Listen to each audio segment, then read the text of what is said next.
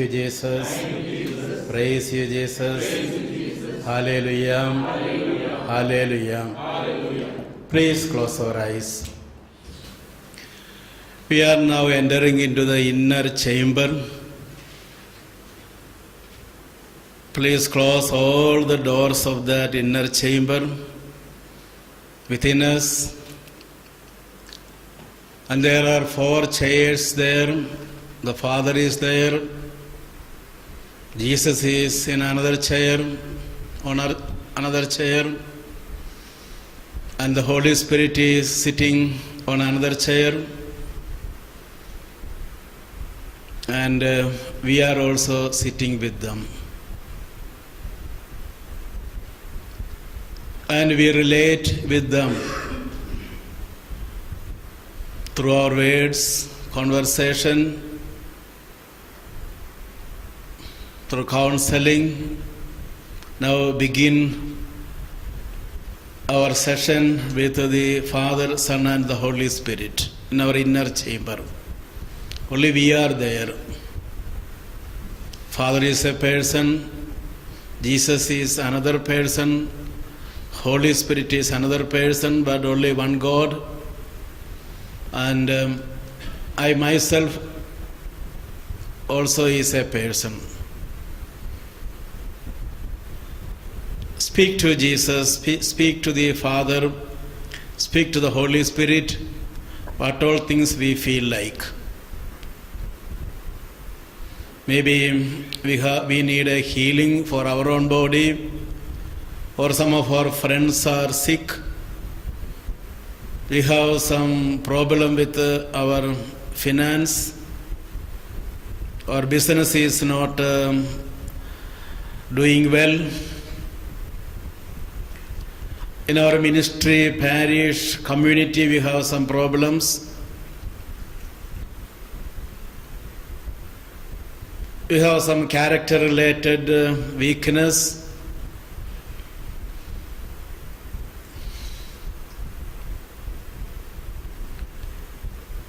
Perhaps we used to practice some virtues in our life, meekness, humility, obedience. Speak to Jesus in the inner chamber. Only we are there. I am an individual. I am a free individual. God loves to call me a person. From the day of my birth, I am eternal like God. He respects me. Even He has given me free will to deny His existence. That much respect He has for me. He is full of love and wisdom, so we can talk anything with Him. All our blunders, foolishness, our plans, He listens everything with love and wisdom, and more than love, with mercy. Even when we ask for things that we don't need, He will tailor it and only listen the way He wants to bless us.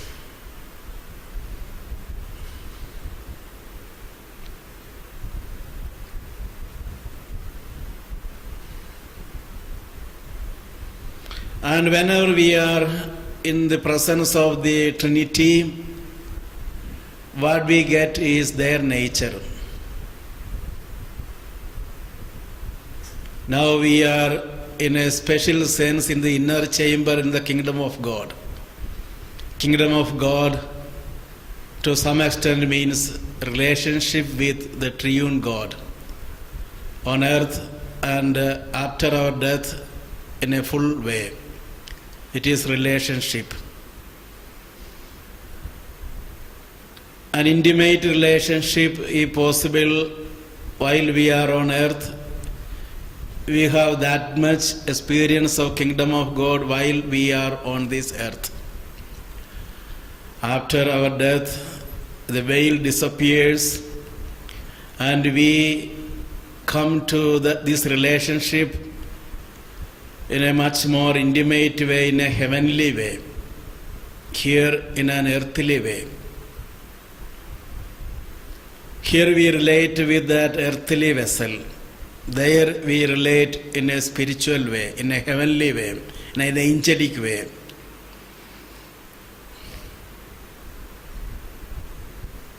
Now, in our inner chamber, let us stretch our hand towards the triune God, all-powerful God, our Creator. He has allowed us to sit with Him. Stretch our hand in our inner chamber towards that triune God and praise Him, thank Him for what He is, for His mighty might, for His power, for His wisdom, for His protection, for all His creations. And worship for what Jesus has done for us, the salvation, the redemption, the free gift of grace, the free righteousness, the free gift of justification. Let us adore Jesus, praise Jesus, worship Him. If you feel like you are praising for something you got, of course you do that also. Worship and praise is quite different. We worship for what God is. We praise for what God has given us.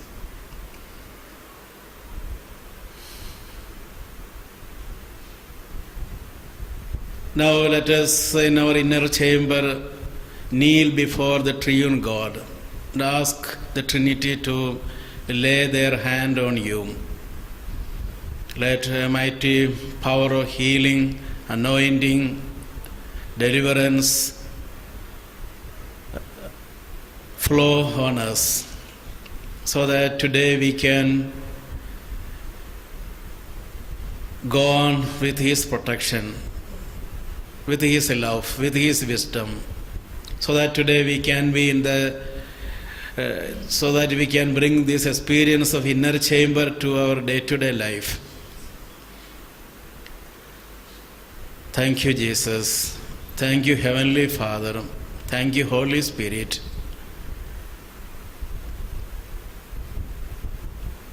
Hallelujah.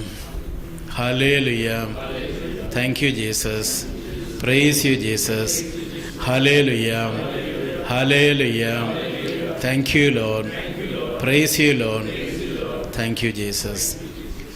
Now, please lift our both hands. And we praise and thank the Lord in an earthly way, not an inner chamber, but in an outer chamber. In the church, we praise and thank the Lord. Hallelujah, hallelujah, hallelujah. Thank you, Jesus. Praise you, Jesus. Hallelujah. Lord, we thank you. Lord, we praise you. Thank you, Jesus. Praise you, Jesus. Lord, I thank you. Lord, I praise you, I worship you, I adore you, Lord. Lord, I thank you, oh Trinity, I thank you, I praise you. Hallelujah, hallelujah. Thank you, Jesus. Praise you, Jesus. Hallelujah, hallelujah. Thank you, Jesus. Praise you, Jesus. Hallelujah. Praise the Lord. Hallelujah. Thank you, Jesus. Praise you, Jesus. Hallelujah. Hallelujah. Thank you, Jesus. Praise you, Jesus. Our topic of this session is healing ministry, the gift of healing and the charism of healing. First, I explain something on the gift of healing. Let us go to a Bible verse, Mark chapter 3, verse 15. Jesus called the 12 and gave them the gift of healing.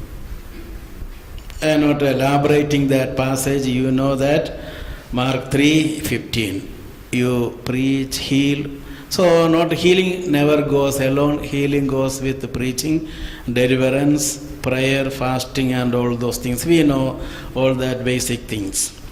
Anyway, Jesus asked the 12 to heal. Now we take the case of disciples. Not only the 12, the disciples were asked to heal. They also were gifted with this power to heal. Luke chapter 10 verse 1. Here a larger group, the 72, not the 12 but the 72. They are the disciples of Jesus. Jesus asked them, you go and heal. That is in Luke 10:9. Heal the sick. So the disciples are also gifted with healing. Not only the 12, the disciples also. Now we come to the church as a whole, the believers. Mark chapter 16 verse 18. The believers will lay their hand on sick, they will be healed. So almost everybody who believes in Jesus has this gift of healing. Everybody.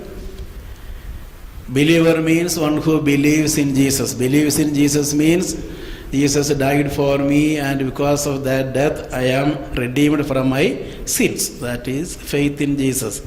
Fundamental faith in Jesus. All other things are not that fundamental. Jesus died for me. Because of his death I am saved. Hallelujah. Hallelujah. Hallelujah. And I get that salvation through faith. Of course, actions are needed. Salvation is free, but to continue in that salvation, actions are needed. So, action is not for salvation, but to continue in salvation. Hallelujah. Hallelujah. Thank you, Jesus. Praise you, Jesus. Hallelujah. So, this is regarding the gift of healing that is with everybody. And Jesus said to the believers, you will lay your hand and the sick will be healed. So even the believers can lay their hand and pray for the sick. Hallelujah. Hallelujah. Thank you, Jesus. Praise you, Jesus. Hallelujah. Hallelujah. Now we come to the charism of healing. Gift of healing and charism of healing, perhaps we can understand in very different way or in a coupled way also. Praise the Lord. Let us take 1 Corinthians chapter 12 from 8 to 11. There it is clearly said, to some the charism of healing. To some the Spirit gives word of wisdom, word of knowledge. The same Spirit gives to some others the charism of healing sick. Not to everybody. This gift of healing is given to everybody, but the charism is given to some people. If he is a charismatic healer, he has an added charism or a boon or a charism or a capacity or power to heal others. So, according to the Bible, gift is for everybody with ordination, as UCAT 250 says, it is grafted to priesthood. So the gift of healing is with all the priests, the gift of healing is there. When we come to the charism, we have to understand it in a very different way. To some priests in a very special way. Gift is given to everybody, but charism is given to some people some priests in a very special way. But some others say that with ordination this charism also is given to priests. If we hold that kind of a principle, okay. But we can, as I said, we can think of this in a coupled way and in a separating way also. Anyway, in 1 Corinthians 12 we read that to some, not to all, but to some, Spirit gives the charism of healing. Hallelujah. Hallelujah. Thank you, Jesus. Praise you, Jesus. And we know what is a charism. Sacramental healing and charismatic healing is very different. In sacramental healing, there need not be an external evidence for healing. For example, a priest went and anointed a sick person, there need not be any external change in that person. It is a sacramental healing.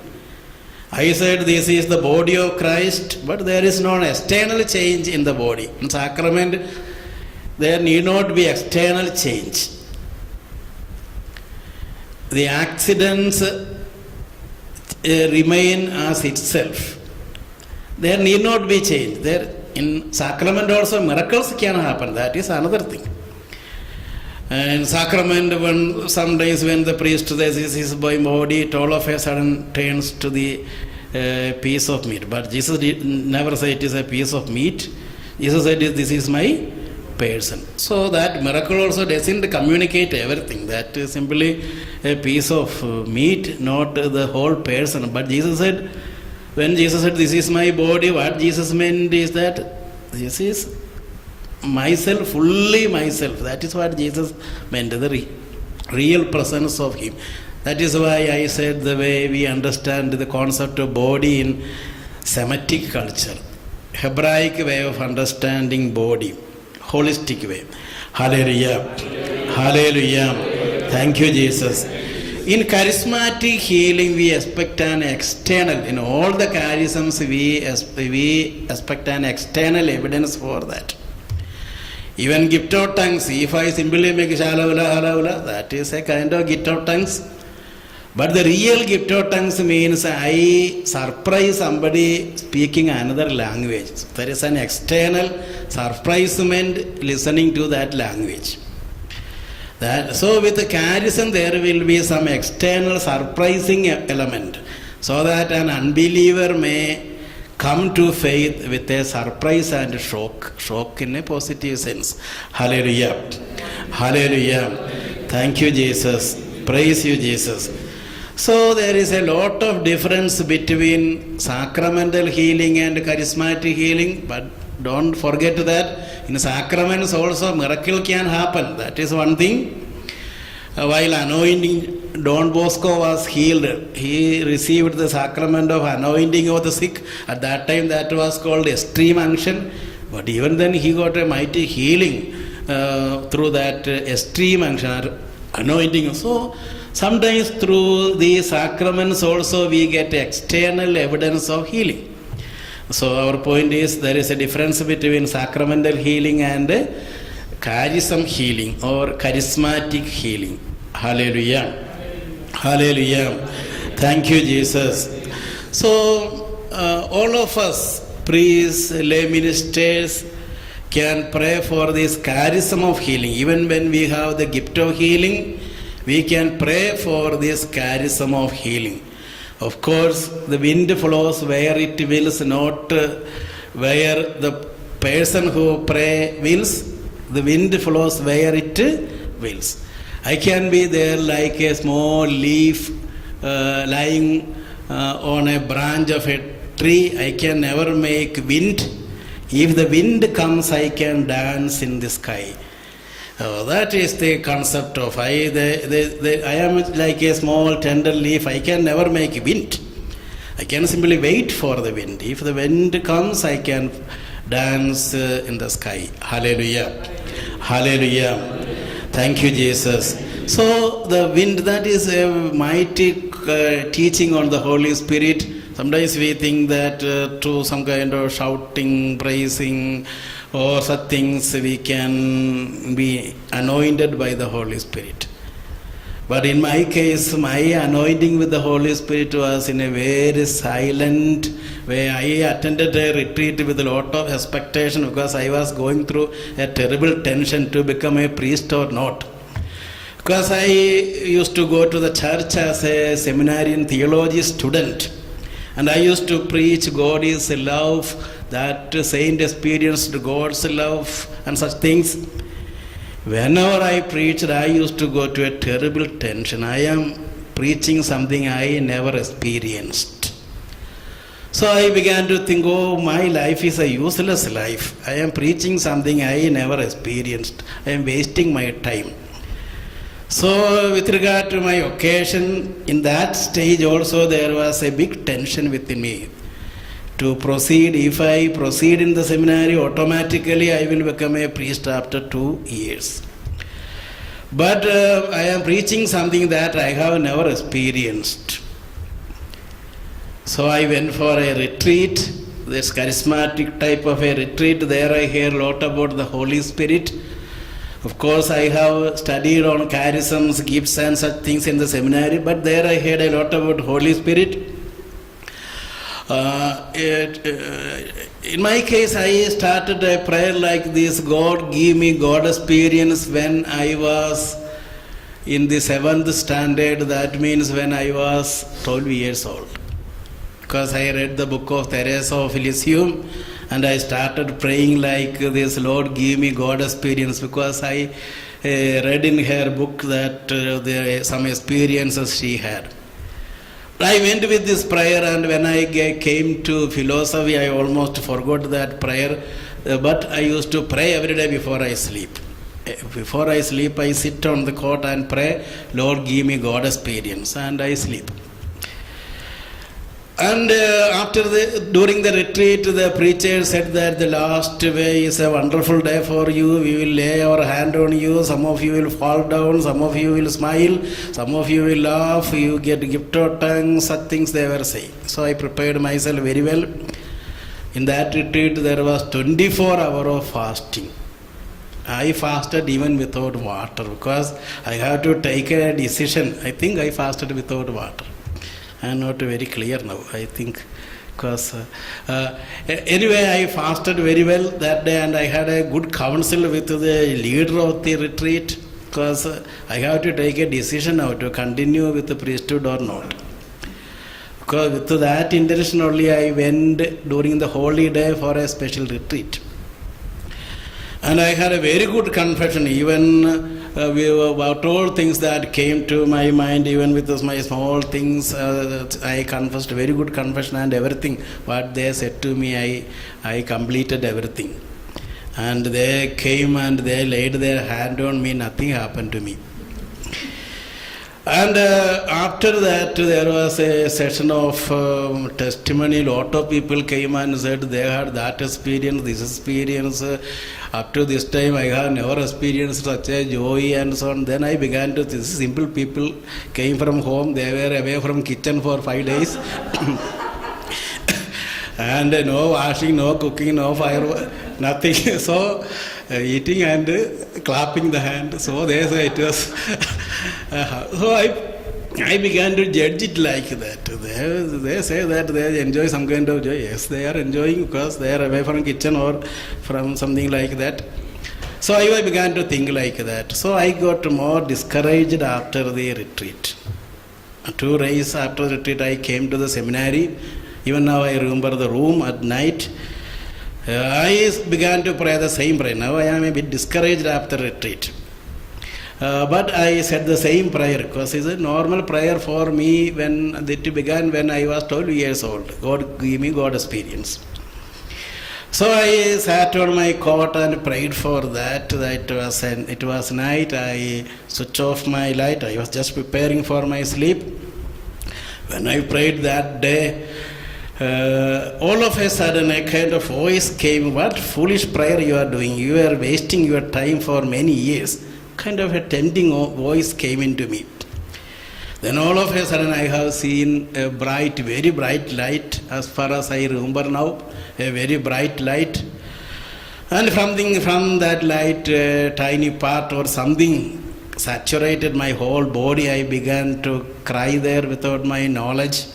I felt as if my body is very light. And even without my knowledge, I said, Lord, because it was very strong an experience. I could not suffer. I could not stand it for long. As if something is happening to me. So I said to God, even without my knowledge. But before that, I sang a song there that I studied during the Anandame and the Anandame and the Anandame. How happy, something like that. What a beautiful joy, what a beautiful joy. That is the meaning of that song. That also I did without my knowledge. I don't know with the sound or in my heart. I don't know. I was singing. Then I said to myself without my knowledge, hereafter I will never pray for God experience. I don't know why I said like that, because it was so strong an experience. Hereafter I will never pray for. But from that day I found some changes happening in me. I was a bit hot-tempered. I was perhaps very jealous. If some others in my class get more mark, it was very difficult for me to talk to that person. So these things was a part of my examination of conscience from the minor seminary. But not a great change happened in me. But with this experience, slowly or a lot of change, at least 80% I can say, maybe more than that, change happened to me. So my experience of Holy Spirit is something like when I was alone in a room at night. Hallelujah. But I don't deny or that this kind I introduce and encourage people to praise in the crowd. So we don't know. My point is that the wind flows where it wills and when it wills. Hallelujah. Hallelujah. Thank you, Jesus. Praise you, Jesus. Hallelujah. Hallelujah. But one experience doesn't mean that we will continue in that experience always. If you are careless in our way of life, if you stop praying, the Bible says that we can sleep the Holy Spirit. We can make the Holy Spirit inactive within us. Holy Spirit is active, but within us we can make the Holy Spirit inactive. So we can again go to all the weakness we had before this anointing, if we are careless. That also I experienced in my life. When I went for Europe for studies, I was there for many years.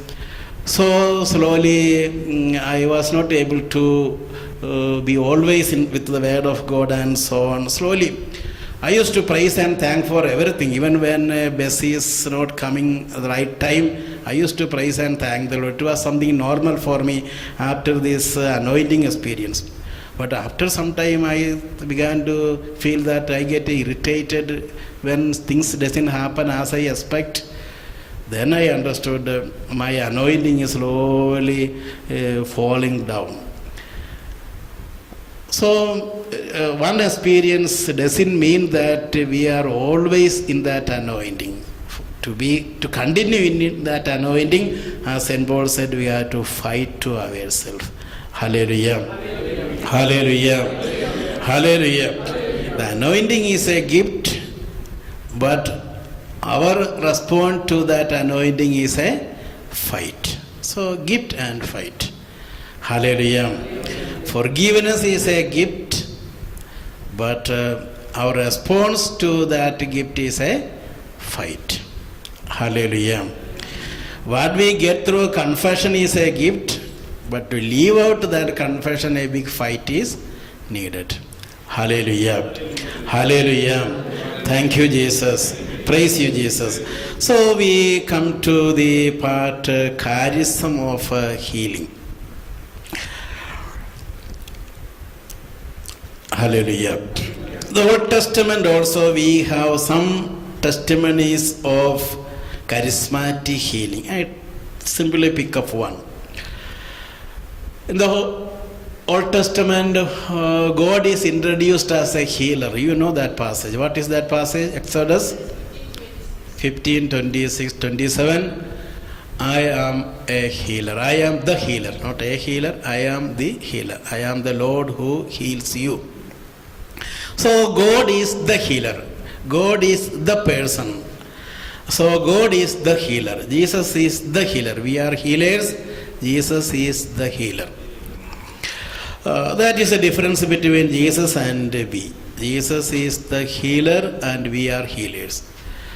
And we know from the Gospel of John, like these kind of activities we will do.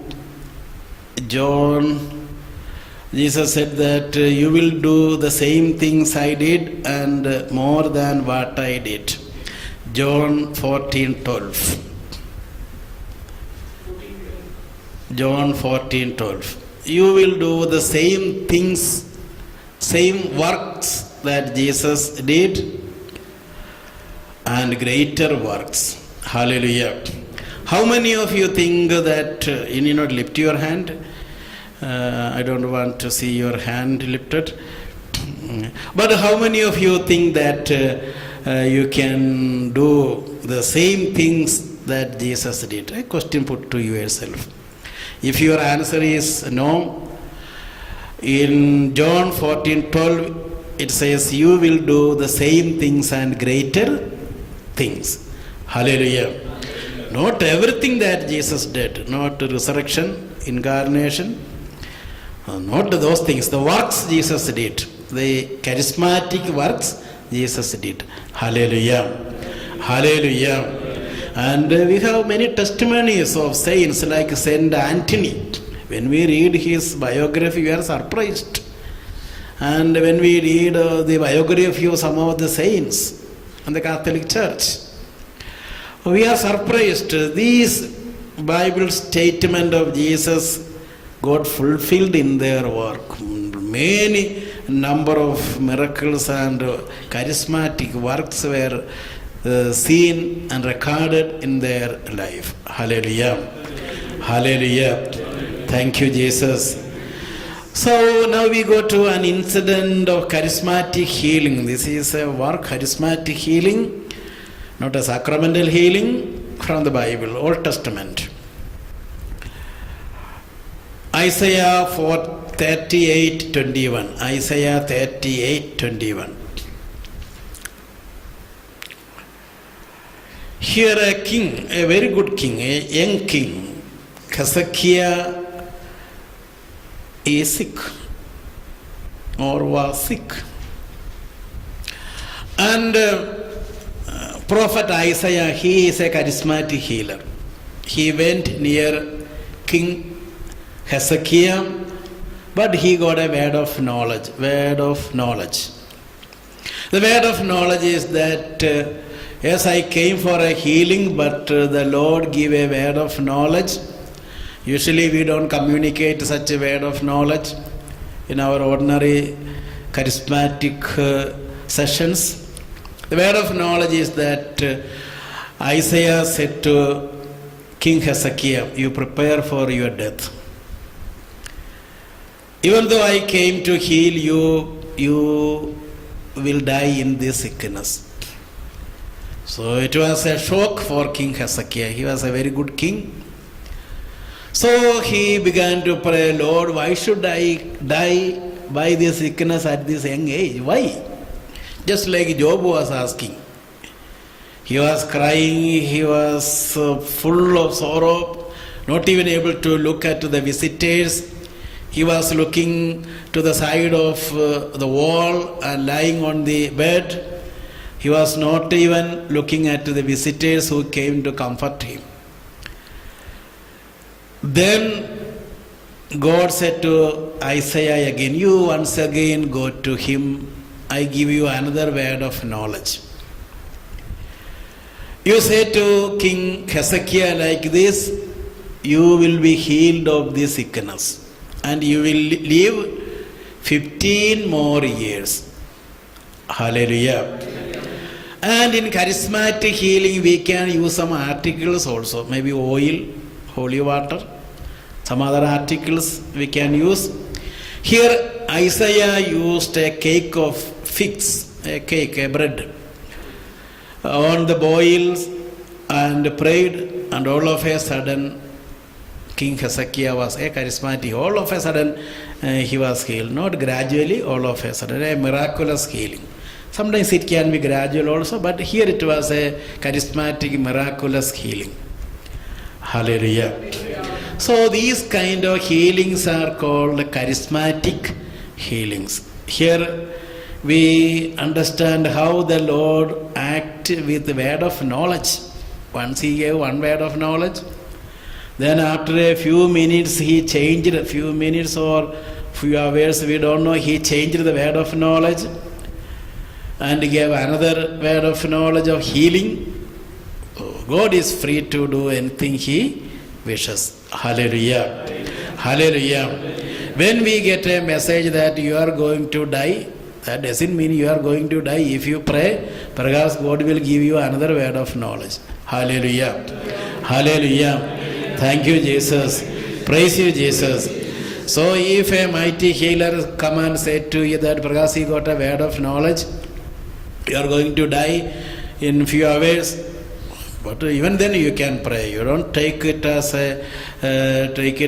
the last statement regarding your life. Here Hezekiah prayed and God gave another word of knowledge. Hallelujah. Thank you, Jesus. Praise you, Jesus. So in the Old Testament period there were charismatic healers. I simply picked up just one example, and that clearly explains what is charismatic healing. What is the charism of healing? Isaiah the prophet was gifted with charism of healing. Now we come to the life of Jesus. Luke chapter 7 verse 22. Luke chapter 7 verse 22.